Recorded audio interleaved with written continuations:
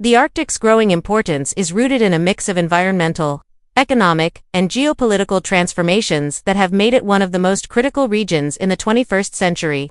As climate change accelerates, the melting of ice has opened up new sea routes that were once frozen year-round. Among these, the northern sea route stands out because it can significantly reduce travel time between Asia and Europe, creating a new maritime highway that could reshape global trade patterns. This shift not only has commercial value but also strategic significance, as countries compete to control these emerging routes and ensure their own economic and security interests, alongside new trade opportunities. The Arctic also holds vast deposits of untapped natural resources, particularly oil, natural gas, and rare minerals. These reserves could prove essential to meeting future energy demands as other sources become depleted or politically unstable. For nations like Russia, the Arctic represents a crucial asset for long-term energy security and economic expansion beyond resources and trade. The Arctic has also become a stage for international rivalry and cooperation. Nations such as the United States, Canada, Norway, and China have begun to invest in research, shipping infrastructure, and even military capabilities to assert their presence in the region. This growing attention has made the Arctic a complex zone of overlapping claims, where environmental challenges meet strategic ambitions. For students of global politics, the Arctic teaches an essential lesson: geography and climate are no longer passive elements, but active players in shaping international power. The region's transformation from a frozen frontier to a geopolitical hotspot shows how the consequences of climate change extend far beyond environmental concerns. They influence trade, defense, and global governance itself. Russia's Arctic military buildup represents a carefully balanced combination of defense and power projection. On one hand, Moscow justifies its increased military activity in the region as a protective measure to secure national borders, vital energy reserves, and newly opened shipping routes. The Arctic holds immense economic value for Russia, as it contains rich deposits of oil, gas, and minerals that sustain the country's export-driven economy. The Northern Sea Route, running along Russia's Arctic coast, provides a potential global trade corridor that could rival existing maritime routes. Protecting these assets is therefore seen as essential to Russia's national security and economic stability. On the other hand, Russia's actions reveal ambitions that go beyond defense. Through large-scale military modernization, the construction of airfields, radar systems, and deep-water ports, Moscow aims to establish itself as the dominant power in the high north.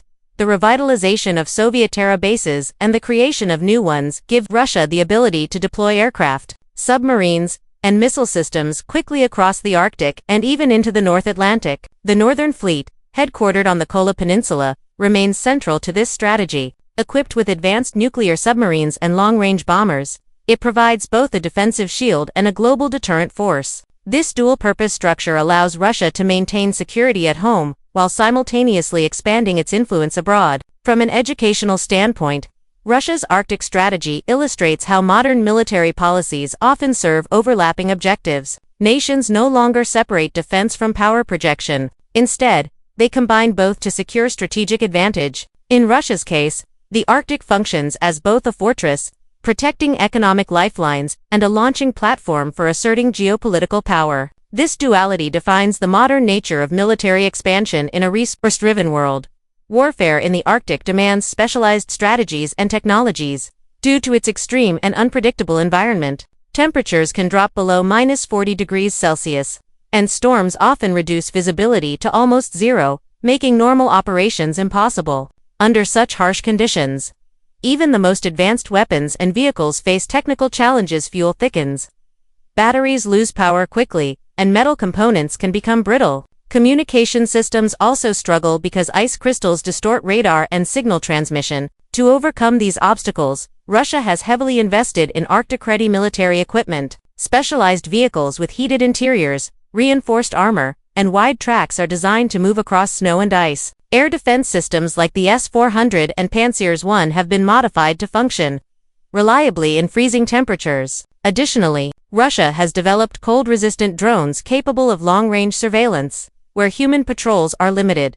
These advancements show how geography forces innovation and adaptation in modern warfare. Military success in such conditions depends not only on firepower, but on technological resilience and environmental understanding. Educationally, the Arctic demonstrates how natural challenges can redefine strategy, teaching that effective defense requires mastering both the terrain and the tools used within it. Russia's activities in the Arctic are not only military maneuvers, but also powerful tools of deterrence and strategic communication. Each new base, missile test, or joint drill sends a message to both domestic and international audiences, signaling Russia's capability and determination to defend its interests. By publicizing large-scale Arctic exercises, Moscow reinforces its image as a resilient global power able to operate in some of the world's harshest conditions. These displays reassure Russian citizens of national strength while warning rival states, particularly NATO members, to respect its growing Arctic presence. This visibility-based deterrence strength rather than concealing it is a hallmark of Russia's modern hybrid strategy. Beyond overt displays, Russia also employs subtler tactics such as cyber operations, electronic warfare, and controlled information campaigns. These efforts frame its Arctic expansion as defensive while keeping opponents uncertain about its true intentions. This deliberate ambiguity blurs the line between peace and conflict, allowing Moscow to maintain influence without direct confrontation. Educationally, this reflects how modern deterrence extends beyond military power to include perception management and strategic signaling. In today's world, deterrence operates as much through messages and image as through missiles and armies. Russia's Arctic military buildup is deeply intertwined with its pursuit of natural resources and the broader dynamics of global conflict. The Arctic region contains nearly 13% of the world's undiscovered oil and about 30% of its untapped natural gas, along with valuable minerals such as nickel, cobalt, and rare earth elements essential for modern technology. As global warming melts sea ice,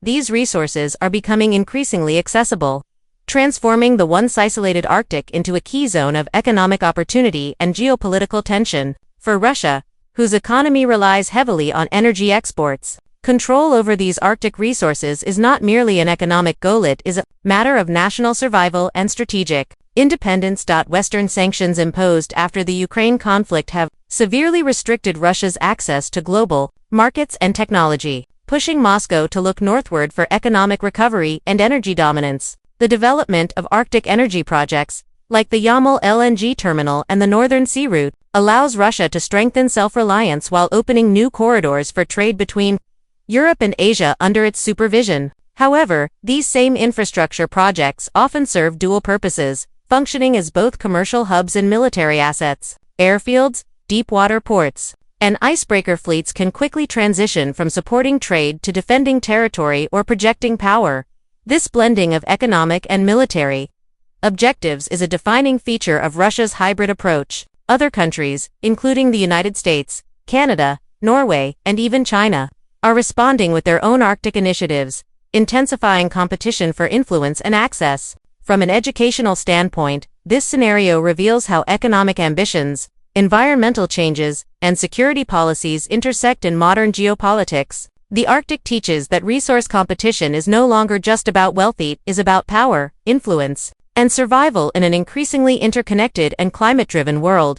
Russia's growing military presence in the Arctic has triggered strong responses from NATO and allied nations. The United States, Canada, Norway, and Denmark are enhancing their defense readiness through joint exercises, new bases, and increased surveillance to maintain balance and ensure open navigation routes. NATO's Arctic strategy emphasizes deterrence and coordination to prevent Russian dominance in this strategic region. At the same time, countries are trying to preserve diplomatic cooperation through environmental research, search and rescue agreements, and climate monitoring efforts. Yet, rising tensions from other global conflicts, such as the war in Ukraine, are straining these efforts. The Arctic now stands as both a frontier of rivalry and a zone of potential collaboration. Educationally, it demonstrates how peace and stability depend not only on military power but also on sustained dialogue, restraint, and shared responsibility among competing global powers.